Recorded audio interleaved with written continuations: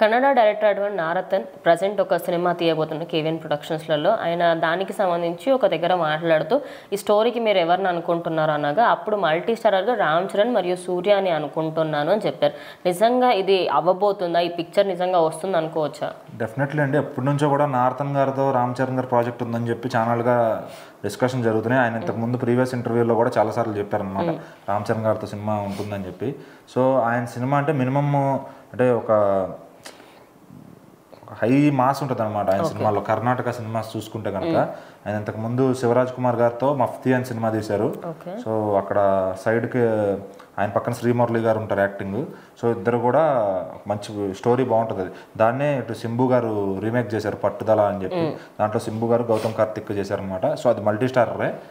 శ్రీమురళి అక్కడ ఉగ్రం సినిమా తీసిన hero and Prashanth Neel గారికి ఆయన రిలేటివ్ అనమాట. సో ఆయన డైరెక్షన్లో ఫస్ట్ మూవీ అయింది ఉగ్రం అనే సినిమా ప్రశాంత్ నీల్ గారు. సో ఆ హీరో ఆయన శివరాజ్ కుమార్ గారు అంటే ఇంకా పరిచయం అక్కర్లేని పేరు. సో మరి ఆయన వాళ్ళని డైరెక్ట్ చేసిన ఆయన ఇప్పుడు కేవిఎన్ ప్రొడక్షన్స్ అని ఒక పెద్ద బిగ్ ప్రొడక్షన్ హౌస్ ఉంది అక్కడ. సో వాళ్ళతో ఇప్పుడు సినిమా ఆల్రెడీ ఆయన సైన్ చేసుకున్నారు. సో దానిలో హీరోస్గా వీళ్ళిద్దరిని అనుకుంటున్నారని చెప్పి తెలుస్తుంది అనమాట.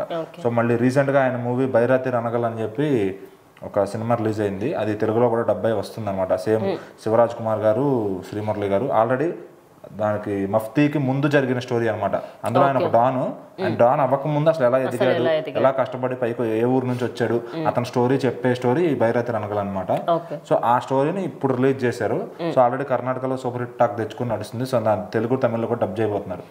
సో ఇప్పుడు నెక్స్ట్ దాని ప్రమోషన్స్ పనిలోనే చెప్పారనమాట. ఇట్లా కేవిఎన్ ప్రొడక్షన్స్ లో లాక్ అయింది మూవీ, రామ్ చరణ్ గారిని సూర్య గారిని అనుకుంటున్నానని చెప్పి ఆయన చెప్పారనమాట. సో అదే కానీ నిజంగా జరిగితే రామ్ చరణ్ గారితో అయితే కన్ఫర్మ్ ఉంది. దాంట్లో సూర్య గారిని కానీ లాక్ చేయగలిగితే అసలు ఇండియాలో ఒక బిగ్గెస్ట్ సినిమా అవుతుందని చెప్పచ్చు. అండ్ ఇంకోటి సూర్య గారికి కూడా ఒక మంచి హిట్ పడినట్టు అవుతుంది. ఎందుకంటే రీసెంట్ గా ఆయన చేసిన మూవీస్ కొంచెం అంత మంచి టాక్ అయితే సంపాదించలేకపోయా. కంగువా మూవీ అయితే బేసిక్గా ఇప్పుడు ఈ సినిమా వచ్చేసరికి డైరెక్టర్ వచ్చి అటు కర్ణాటక అవుతారు కాబట్టి, హీరో తెలుగు తమిళ నుంచి వస్తున్నారు కాబట్టి, సో ఇండియాలో ఒక బిగ్ థింగ్ అయిపోయే సినిమా అవుతుంది ఆ ప్రాజెక్ట్ కానీ సెట్ అయితే. సో ఖచ్చితంగా కన్నడ డైరెక్టర్లు కూడా అందరూ అటు ఇటు మారి సినిమాలు చేస్తున్నారు ప్రశాంత్ నీల్ గారు లాగా.